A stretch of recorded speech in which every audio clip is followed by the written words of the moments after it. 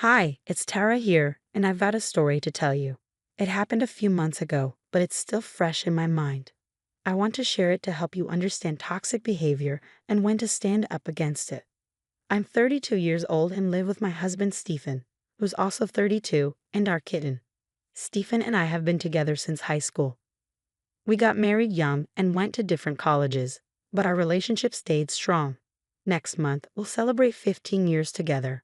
But there's a hitch. My mother-in-law, Lily, won't be joining us. Lily never really warmed up to me. She has two sons, and she's always doted on them since they were born. In her eyes, no one is good enough for her boys. When Steve and his older brother C were kids, they enjoyed all the attention from their mom. They loved her a lot and didn't notice how controlling she could be. As they got older, Lily's controlling ways became a problem for her teenage sons. They weren't allowed to date or hang out with girls outside of school. Lily didn't let them have sleepovers with friends and threatened to punish them if they argued. Steve and Sean went to the same high school as me, so I knew them a bit. While Steve kinda agreed with Lily's rules, Sean rebelled. He often got in trouble for sneaking out and hanging out with girls. His mom even came to school once to threaten his girlfriend at the time. What Lily didn't realize was that Sean had grown a backbone and didn't listen to her anymore.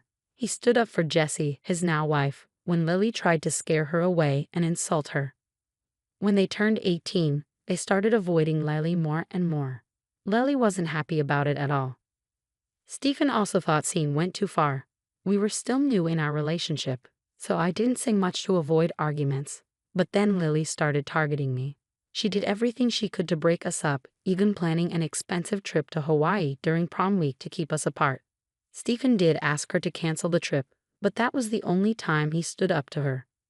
Whenever Lily criticized me and said hurtful things, Stephen didn't defend me. He even started believing her when she said I might cheat on him when we went to different colleges.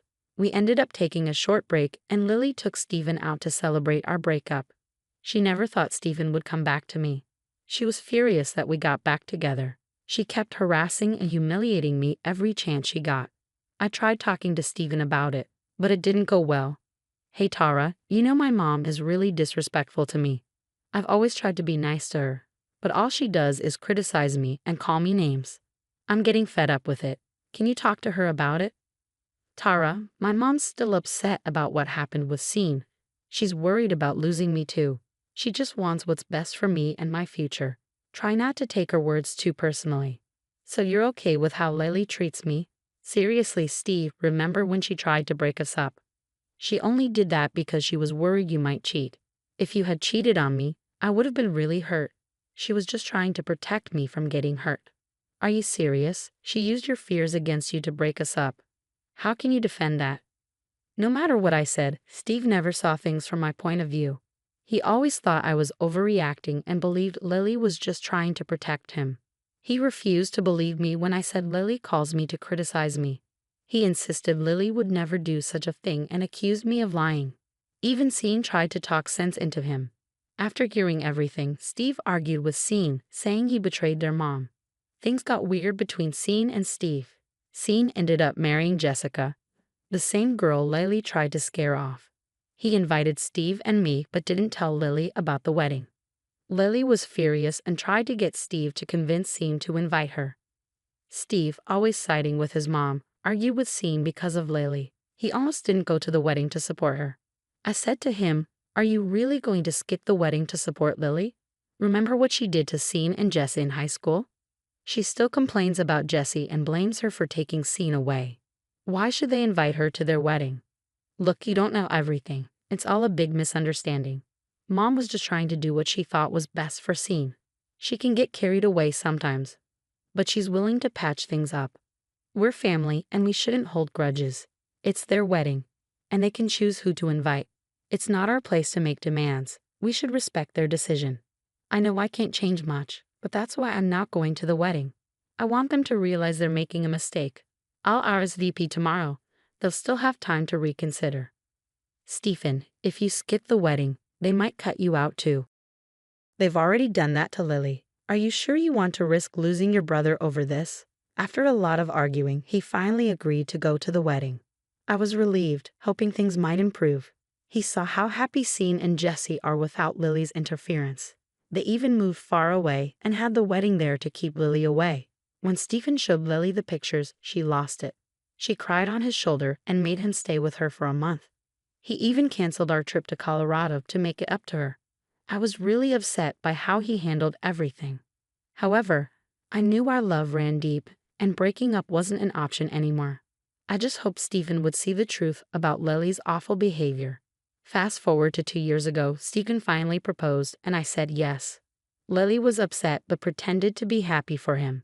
Later, I found out she refused to give him her engagement ring because she thought I was a gold digger and our marriage wouldn't last. I love the ring Stephen picked for me. We're both engineers, so we make good money. He could afford to buy the ring himself. Plus, I'd rather wear something he chose than have Lily's jewelry. Wedding planning was a mess. Lily kept getting involved in everything, from cake tasting to picking a venue. She had to have a say in everything. She didn't like my ideas and tried to change the theme. Lily said my vintage theme was boring and tacky. I ignored her, but Stephen didn't. We discussed every decision carefully. I finally spoke up. This is getting ridiculous. It's our wedding, not hers.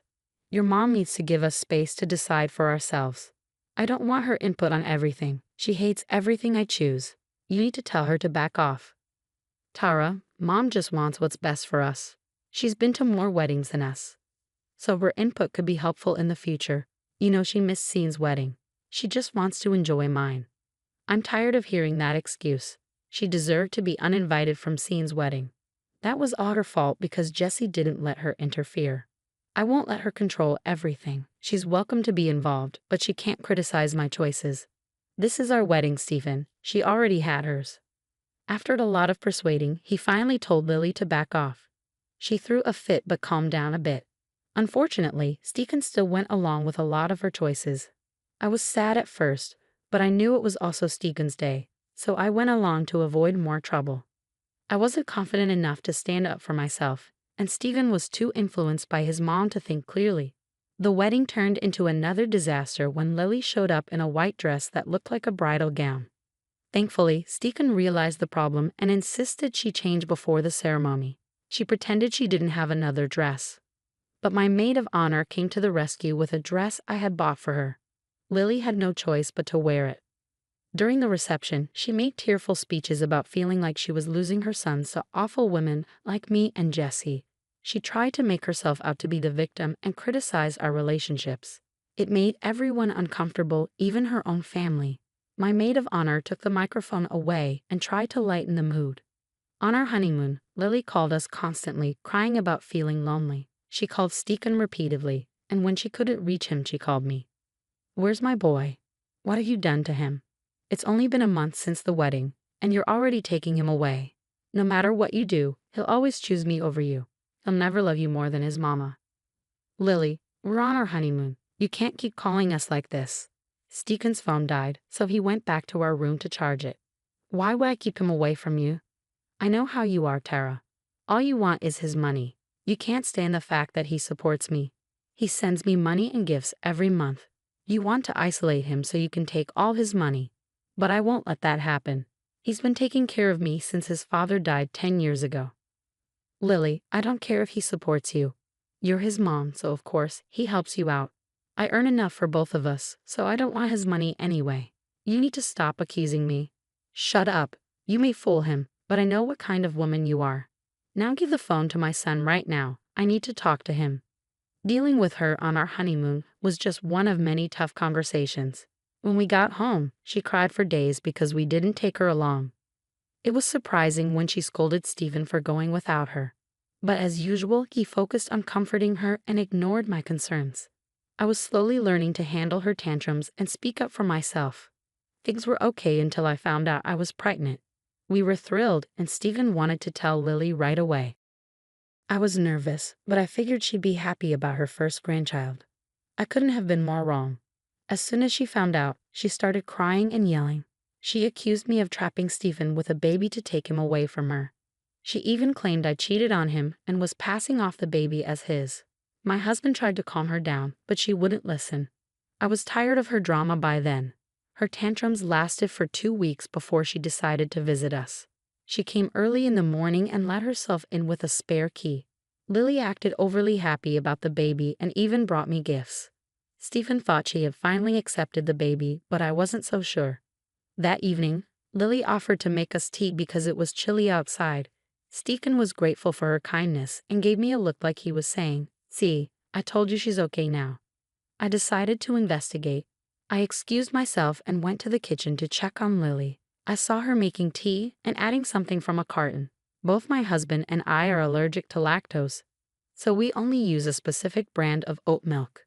The carton Lily used wasn't ours. She used the oat milk for one cup and the other carton for the other. I thought maybe she was just using a different kind of vegan milk for variety. But I was still uneasy when she handed me the suspicious mug. I panicked and switched cups with my husband when they weren't looking. We drank our tea, but Lily just smirked at me the whole time. Luckily, nothing happened that night. But in the early hours of the morning, I heard my husband throwing up in the bathroom. He kept going back and forth, and it woke me up. Eventually, he came out and lay down on a couch, looking like he was in a lot of pain. Lily came out too and looked worried when she saw him suffering. She started crying. That's when I realized she had used cow milk in our tea. I was furious, but first, I had to get Stephen to the hospital. I called 911, and they sent an ambulance. Stephen was in a lot of pain and almost passed out. We got to the hospital, and the doctor said he needed to stay overnight. When the doctor came for a consultation, I made Lily confess to everything in front of Stephen. She was worried about her son, so it wasn't hard to get her to admit it. The doctor shook his head and said Stephen needed to stay in the hospital for a day. Stephen looked troubled, and suddenly he started to see through Lily's actions. He was baffled by what she had done. He asked her, "Mom, you know I'm allergic to milk. Why did you use it? We don't even keep cow milk in our fridge. Why did you bring it here? And Tara doesn't drink cow milk either, you know that." "Stephen, believe me, I didn't mean to hurt you. I don't know how this happened. I know you can't have milk. I'm your mother." "Then why did you put milk in my tea, Mom? What happened?" Lily just kept crying in the corner. That's when I decided to tell him the truth. "I know why Lily brought cow milk into our home. You see, it wasn't meant for you. It was meant for me." "What?" "Tara, you can't have cow milk either. Lily knows that. Why would she bring cow milk for you? I don't understand." "Lily wanted to hurt me and our baby. I don't know why, but she wanted me to suffer. She gave me the cup you drank from. I switched our cups because I didn't want to risk our child's health. Turns out, I was right. There's no way she would do that." "You're lying, Tara." "Mom, say something. You told me you were happy for us. Tell me you didn't do this." Lily started wailing and screaming. It got so loud that a nurse had to take her out. None of us wanted her there anymore. Stephen was shocked and traumatized by what she did. He apologized to me and promised to keep Lily away from our lives. I comforted him as best I could and took him home the next day. I changed the locks on our house while he was in the hospital. He called Lily and told her we were cutting off contact for good. More crying and wailing followed. "Mom, after what you've done, I don't want you around. I've always defended you, but I see now how much you've hurt my family. I won't allow it anymore. You've crossed the line." "Stephen, please. I didn't mean for this to happen. I felt lonely because you were spending all your time with her. I thought the baby would make things worse. I just wanted to hurt her a little and make her suffer. I'm sorry. Sorry doesn't change what you did. It's unforgivable. I can't even imagine what would have happened if Tara drank the tea you gave her. I'm disgusted with you, and I don't want to hear from you again. Leave us alone." With that, we started cutting off contact with her. She showed up at the house and tried to get in with her keys. When she saw we changed the lock, she started banging on the door.